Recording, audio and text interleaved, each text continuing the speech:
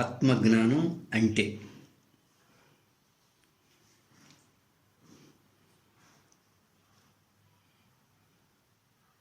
విశ్వచైతన్య స్వరూపులారా,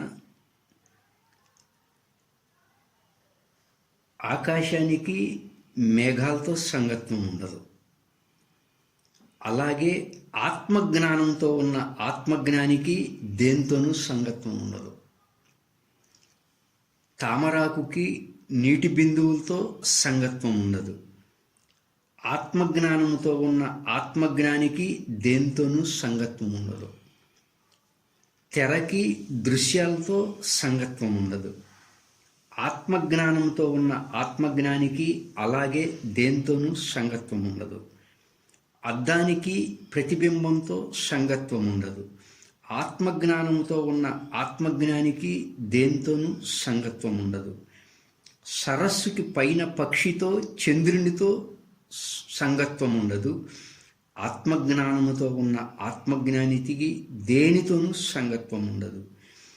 సూర్యుడికి భూమిపైన జరిగే వ్యవహారాలకి సంగత్వం ఉండదు.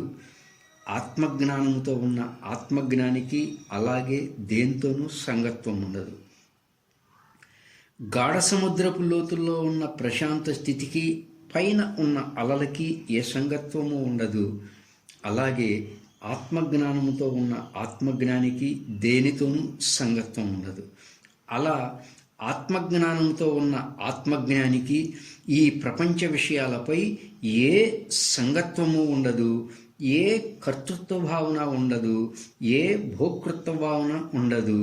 అలా ఉండటం ఆత్మజ్ఞానం. అలా ఉండటం ఆత్మజ్ఞానం. ఎప్పుడైతే మనం బాహ్య ప్రపంచ వస్తు విషయాలతో వ్యామోహం చెందిపోయి, దేహంతో వ్యామోహం చెందిపోయి, మనసు ఆలోచనలతో వ్యామోహం చెందిపోయి ఉన్నామో అప్పుడు మనల్ని అవి ఒక అఘాతానికి గురి చేస్తుంది జీవితం అంతా కూడా. కాబట్టి ఈ బాహ్య ప్రపంచ భావనల్ని, దేహ భావనల్ని, మనసు ఆలోచన భావనలతో వ్యామోహం చెందటాన్ని వీడి నీ ఆత్మస్థితిలో, నీ స్వస్థితిలో వాటిని లయం చేసుకోవడం ఆత్మజ్ఞానం.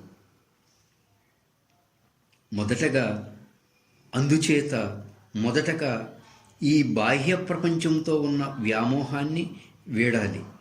దేహంతో ఉన్న వ్యామోహాన్ని వీడాలి. మనసు ఆలోచనలతో ఉన్న వ్యామోహాన్ని వీడాలి.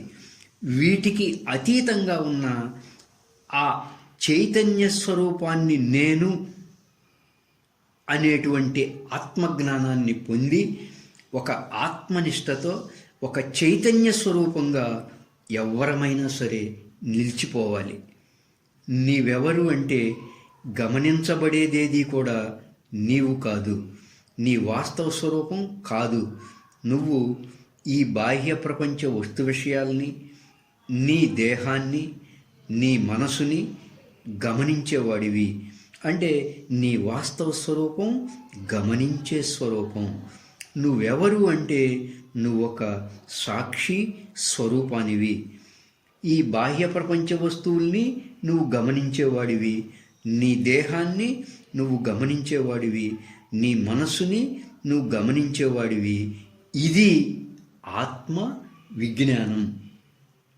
ఇది ఆత్మ జ్ఞానం. ఈ ఆత్మ విజ్ఞానాన్ని పొందటం ద్వారా మన స్వస్థితిలో మనం లయమవ్వాలి. అలా ఉండటం ఆత్మ జ్ఞానం.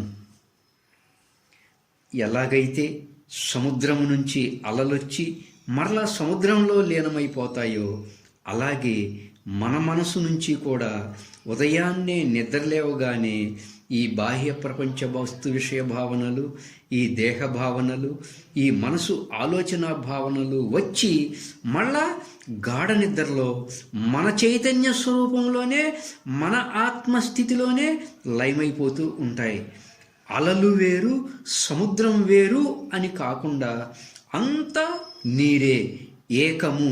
అంటే ఇదంతా విశ్వ చైతన్యమైనటువంటి బ్రహ్మస్వరూపమే అనేటువంటి ఈ ఆత్మజ్ఞానాన్ని నువ్వు తెలుసుకుని ఈ బాహ్య ప్రపంచ వస్తు భావనని, దేహ భావనని, మనసు భావనలు ఇవన్నీ అలలుగా వస్తూ ఉన్నాయి. సముద్రము నుంచి అలలు బుడగలు వచ్చినట్లుగా నీకు విశ్వభావనలు ఏర్పడుతున్నాయి. ఇవన్నీ భావనలే, ఉంది విశ్వ చైతన్యము మాత్రమే, అంటే ఏకత్వము మాత్రమే అని తెలుసుకొని ఈ బాహ్య ప్రపంచ వస్తుభావనని, ఈ సంసార భావన అంతా కూడా భావన సంసారమే, అంతా ఆలోచన సంసారమే.